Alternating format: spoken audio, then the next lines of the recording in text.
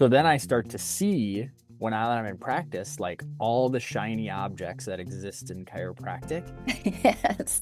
And, you know, some may be good, some bad, but then I just see all of a lot of friends, a lot of other that just instead of staying the course, I see their ship go this way and this way and this way. And then maybe they come back this way for a little bit, go back the other way.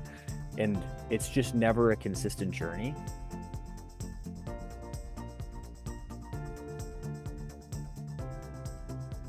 Hello, and welcome to Build Your Remarkable Practice podcast. This podcast is dedicated to chiropractors who are in the seasons of launching and building their practice. Join myself, Dr. Lona, and my co-host, Dr. Bobby, as we have conversations each week as it relates to building the practice of your dreams. And remember, you can have a remarkable practice as part of a remarkable life, not instead of one. We're here to lead you on the way. All right, welcome back to the Build Your Remarkable Practice podcast. And I am back with one of my favorite humans, Dr. Pete Brettingen, who, first of all, owes everything successful to me. No, I'm just kidding. But he was my intern way back in the day. And it has been so fun to watch him grow the last 8 or 9 years now. And he's been part of TRP for how many years, Pete? I think my anniversary date's in February, I know. So I think this is year 4 now that I'm coming up on, something like that. I love it. And you have Maybe 3. continually expanded, and we're going to talk about your growth mindset because he has done some uncommon growth in 8 years, I will say, and it's so impressive to watch. So Pete, welcome to the podcast. Good Thanks to for be joining here. us. Good to be here. Thanks for having us. Yeah, tell us a little bit about yourself. Yeah, I mean, just 2-second history on this is I have a aunt and uncle who are a chiropractor about an hour away. I thought, hey, this would be a cool job when I was like 16. And he really took off on like, all right, we're gonna take you to, local EPOC meetings and like just engulfed me in philosophy very early. So when I got to undergrad and I got hooked up with you through the pre-chiro club, and was like, hey, this lady seems like she's got it figured out. Student loans paid off in, 2 years or whatever, and booming office and all that. You were 20 minutes away. So like, this is a good person to know. And then started working with you. And I mean, but I was lucky where my Uncle Todd, he took me to a ton of stuff. And then you took me to, you were speaking a ton at that point. So to Sherman and to New Beginnings, and like you just took me all over the place, and it was like, this is a sweet deal. I was just riding coattails for a while. This is great. I got to meet all these people, go to dinner with all these like big time chiropractors and Sigafus gatherings and all that. So before we went to a mission trip in Haiti with Peter Morgan. Like I got exposed to so much chiropractic before I even started chiropractic school. It was great. Yeah. So, but you weren't just riding coattails. I will say that you showed up. You showed up unlike almost anyone I know, as far as like an uncommon ability when most people would want to sleep in, or just, you were still a college student, you would show up. yeah, To the there were point that you times. drove an hour each way for a while to help us open our second office. Yeah. Yeah. Yes. There were times where I showed up and maybe shouldn't have shown up, on some of those early mornings. That's As a true. college student, having me work a Yes. Friday morning was maybe a bad idea on both of our parts. But yeah.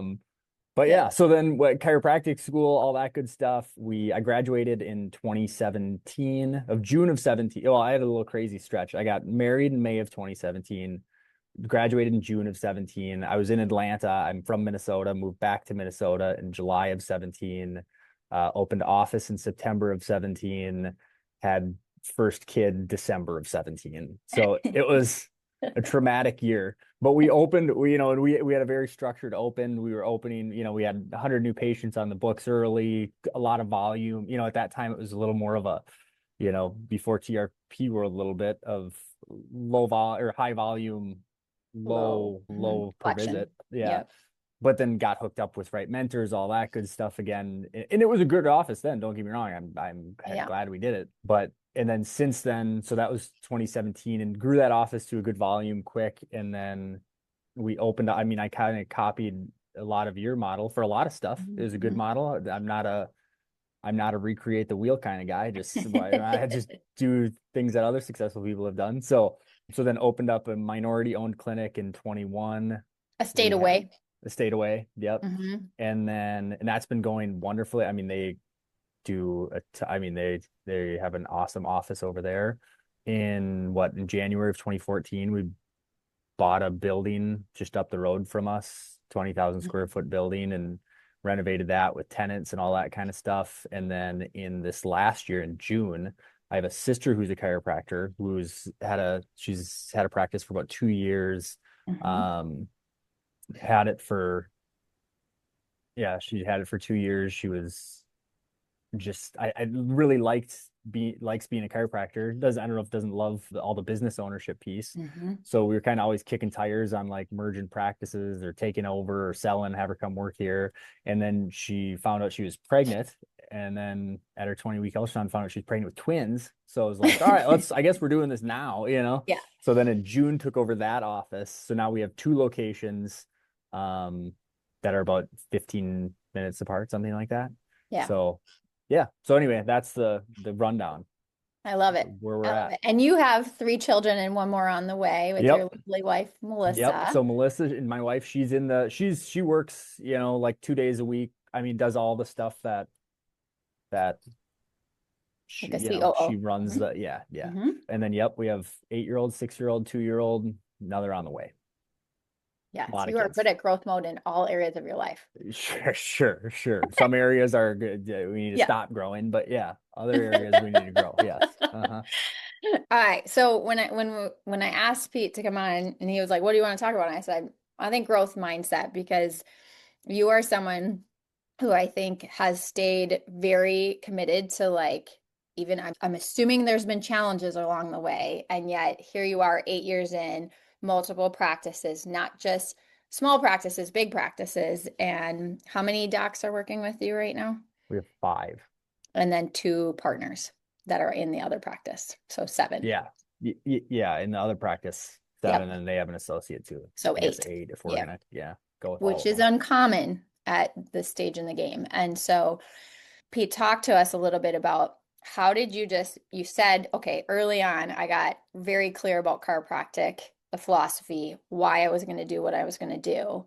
And then how did that equate to you launching yourself in to say, I'm going to build this practice. And not only am I going to build it for myself, but I'm going to keep expanding and scaling this thing early. Talk to us about your mind. Yeah. I mean, again, the foundation was set from all of, before, again, I didn't know any different. And I'm glad that you Mm-hmm. and Todd, like just brought me into that world. And it was, I'd hear people talking about all these different models of practice that people were doing. And they were kind of saying like, this is off track of what true chiropractic is. So Mm-hmm. the solid foundation of In what chiropractic. in chiropractic is what and I feel lucky because a lot of those guys, your Jim Sigafooses of the world and Reggie Gold, like they were kind of at their end of their time when I was coming into the Mm-hmm. world, and now I just think it's so cool that I even got to meet those people and do that. Yeah. So a good foundation Mm-hmm. on what chiropractic is from the start. But then, I mean, a lot of the stuff that you got me exposed to early on of like just how you're even thinking, and I mean, some of the old books of Think and Grow Rich or Mm-hmm. Science of Getting Rich, and like Mm-hmm. some of those, like your thoughts are things. Mhm. But the consistency piece, I guess I didn't really even know that world of there's all these flashy objects in chiropractic and you can get distracted by them quick. So I didn't know that world. And then I went to life, and you see a little bit of it, but you're still in a very like philosophy Vitalistic. Yep. bubble, vitalistic bubble there. And I practice about 20 minutes from Northwestern, where you went to school, which is not, Mm-hmm. on the Mm-hmm. different end of the spectrum of life for a lot of Yeah. things. So then I start to see when I'm in practice, like all the shiny objects that exist in chiropractic. Yes. And, you know, some may be good, some bad, but then I just see all of a lot of friends, a lot of other that just instead of staying the course, I see their ship go this way and this way and Mm-hmm. this way, and then maybe they come back this way for a little bit, go back the other way, and it's just never a consistent journey. And I'll tell this to my team too. I will always be a slower adapting office to new things. Like again, I know procedures that I haven't come up with them. I've learned them from someone else who did them well and have showed that they worked. If we're going to change something, that's fine. There's lots of change that happens, but Yep. I need to see that this has worked somewhere else. And I need to see Yep. that this is a proven model. And if there's a new flashy toy, like, great. I'm going to let someone else test this out for a long time before we do any of that. At this office, we just, I mean, we have adjusting and adjusting. Yeah. So the consistency piece is, I think, has helped us. And there's plenty of offices that 100%. do great with all the, the But cool they're things still that are out there. consistent with whatever Yeah. they are bringing in, right? And I Yeah. think that's the difference too of like whatever the business model is, you're going to need to be consistent with that, which is the bread and butter of what you do. Because it's tough to Yeah. build something if it's a wobbly foundation. But I think some of that too, and this was before I even got with TRP, but I think stuff that, again, a lot of the stuff that foundation of what you helped me set too, and now that TRP teaches in a way that, is structured, is like looking at that vision story and Mhm. having a very clear vision in your mind on Yep. what does the future look like? What is the plan? What does the office look like? And just coming back to that, not deviating off of that. I think early on in practice, I had a super clear vision on this is what I want. These are the numbers. This is the stats, all that. And then some of it is like, now I'm getting a little more to the point of like, oh, I look back on a lot of those. I'm like, oh my gosh, I kind of checked off a It lot of those happened. things. Yeah. And now there's like, I need to, in some of this, and I think even, there's always, and not, I mean, it's been a rocky road on lots of stuff, and lots of challenges and stuff still. But, as we face new ones now, some of what I'm thinking and coming back to is like, the vision for 5 years from now is not as crystal clear as it was 5 years ago. Yeah. So I think that's And you almost can more see that, that that's something you have to spend some time with. oh, yeah, for sure. Hmm. For Yeah. sure. To even get to that next level of where we're I trying love to that go. you brought that up because this is the Build Your Remarkable podcast. So some of the people listening to us are possibly not even in practice yet. They're just starting that process of figuring out what will I want when I do open my practice. And then some are listening that are well in. And the vision is always important. It never stops being important. In fact, it probably becomes even more important the deeper you go into this of like how much you need to steward the vision and the values through now that that's not just Pete plus one or two Yeah. CAs, right? Now it's like everybody's got to get the vision. And Pete, they're looking to you to be the one that generally articulates some of that. That's the main role that you carry right now is the like captaining Yeah. that. And I did not get that run. I'm still trying to get that role because there Mhm. was plenty of times where I'm just like, "You just shut up and do your job and quit complaining. Like I'll tell you when you need to know. You just And he's very sarcastic. get Okay. to work." So that's one that I've had to learn too, is to How to lead. how to get this cast this vision to the team so they know where we're going. It's Yeah. hard to, just paddle when you're like, oh, I don't know, guy just told me to paddle. Well, I don't Yeah. know if we're going to Antarctica, if we're, like have a 10-minute trip or a 10-day trip. Yes. I can remember for myself, and this is also where your mentors and what you're exposed to early on become, I think, so like you choose them carefully, right? So I remember having a vision kind of placed for me that was get to 300 visits a week. That was the carrot that was out there of just like 300 a week, 300 a week. And until I get to 300 visits a week, like don't think about anything else. And that was ingrained. And it helped me have a vision because I don't know that I would have had my own vision at that moment yet. And I remember getting to that place and then thinking, oh my gosh, now what? Right? Yeah. Like, what do I even think about?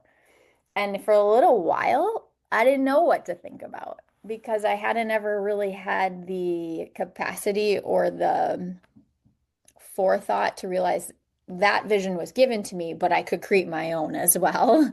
So I Did you get floundered for a little bit. stuck? Did you get stuck at 300 visits a week for a long time? For sure. And I think that's also where we started opening practice because I was like, well, I'll just grow another one to that. Yeah. And it wasn't for me until we got into TRP and refigured out how to do this thing in a more scalable way in the primary office where we could start to push through that idea of like, because I think what held me back for a while too was like fear of I can handle this much per week, but if somebody leaves and it all comes back to me, like I don't like that feeling of like I couldn't support what's happening. So it was almost like I was like a turtle. Like my head would stick out past a certain point that I could handle, and we'd have associates, but I didn't want it to get too big until so that if someone left now, and what I had to really, and it took me far too long to realize that it's okay to grow past that point and to grow a vision where you're going to need people for like Yeah. the entirety now of what's going on, right? And I think that sometimes is where we don't acknowledge in our vision of what holds us back in our fears too, right? Like, and then just like think about like, well, really, what's the worst thing that happens here? Like, Yeah. right? Not that bad, right? Like, and so I always say, like, when problems come up, because they always are going to on some level, it's like these are first world chiropractic problems, right? Like, we have the problem of like, oh, that marketing went better than we thought, and we're seeing a breakdown over here, or, this team member, needs an extra vacation or something. It's like these are all great problems to have in chiropractic, or like, oh man, we might need to knock down a wall because that felt so clunky in how this, it's like choose your problems, right? Like I'll have Yeah. the problems of growth and opportunity and having to figure out how do we keep growing versus like keeping myself smaller, trying to stay in, what that comfort zone of problems were, right? Yeah. Oh, for sure. That's a Hmm. battle that even now I see that with like taxes are one Hmm. that I think like my brain shrunk when I had my tax planning meeting in October. Mm, And now and then you're like, you're wishing away like, oh, I want to, how do we make this lower? How do we make this lower? Paying more taxes is good because you're right. seeing a lot of people making a lot of money. I know, I mean, there are obviously strategies you want to put in place, Yep. but some of it, like I see that now with even like my brain just shrunk, and then you can see the results 2 months later on Right. what happened, Right. what actions you're taking, all that Mm, kind of stuff. But that was one too. I got a lot of it was 100 a day, 100 a day, 100 a day. hmm. Got to that, got stuck at that point for a long time. And to Hmm. your point, like leveraging other people was their gifts and skills and all that was not Hmm. in my brain space on how to get Hmm. over that hump. So Right. until then, it took a while All right. to So if I'm figure that out. distilling some of this, number one, if you're giving advice to someone, you'd say like, we're chiropractors. Get your chiropractic philosophy and your chiropractic acumen well established foundationally before you start looking around for other things. Yeah, because as soon as something goes bad, and because I'll even get it now, as soon as something, a couple bad months of collections, I'm like, okay, what does a soft wave machine look like? Again, not that it's bad. I'm not ripping Mm, it. I'm just like right. getting off course. So if I didn't have a Mhm. strong foundation, it'd be really easy to get off course. For sure. Yep. Okay. And then set that vision, right? Set that vision and make sure you're getting around mentors who expand your vision. Yep, Right. for sure. And then most of us, even if we've got that philosophy, we know our hands can deliver it, we have a vision for chiropractic and stewarding it to our community, really need to learn how to leverage other people and set business foundations so that we can stay disciplined on this vision and not have to feel like we're carrying it all on one or two or three people. Yeah. And I mean, just from a long-term investing standpoint, Warren Buffett, right? Hmm. Trading your time for money is a Yes. bad investment. So Yeah. again, how can other people help grow and get to that vision story? And you can help a lot of people in the way, Yes. along the way. Yes. Oh, I'm so proud of you. Thanks, Lona. Amazing. Yeah. We'll have to have you back on. Always enjoy speaking with you. All right. If anyone wanted to shadow or come hang out at the practice or even find you, Pete, how do they find you?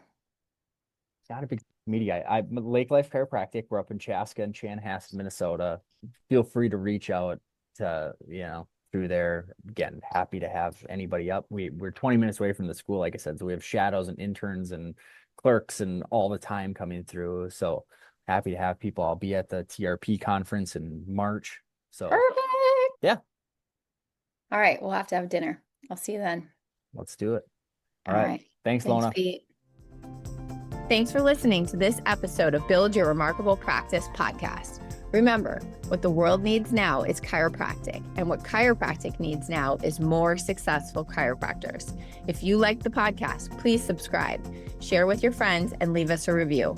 And if you'd like to connect with us personally, please click the links in the show notes to schedule a call.